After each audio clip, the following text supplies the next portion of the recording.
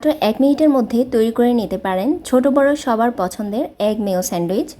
এর জন্য আমি 3টা ডিম নিয়েছি আর 3টা ডিমকে ভালোভাবে সিদ্ধ করে নেব। সিদ্ধ করার পর খোসাটা ছাড়িয়ে আমি 2টা ডিম এখানে ইউজ করব আর একটা ডিমের সাদা অংশ বাদ দিয়ে হলুদ অংশটা শুধু ব্যবহার করব।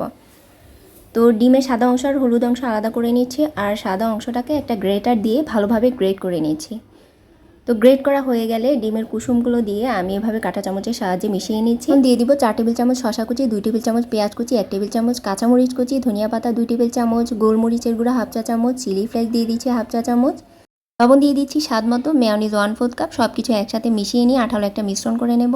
ফিলিংটা রেডি হয়ে গেলে এখন নিয়ে নিচ্ছি হোয়াইট ব্রেড। আর হোয়াইট ব্রেডের পরিবর্তে আপনারা চাইলে ব্রাউন ব্রেডও নিতে পারেন। আর ব্রেডের উপরে আমি বেশি করে ফিলিংটা দিয়ে দিচ্ছি, তারপর সাইডগুলো কেটে এভাবে স্যান্ডউইচে শেপ করে কেটে নিচ্ছি। এভাবে বাচ্চাদের টিফিনে দিতে পারেন, বাচ্চারা ভীষণ মজা করে খেয়ে নেবে আর খুব কম সময় সকালের জন্য তৈরি হবে দারুণ একটি ব্রেকফাস্ট।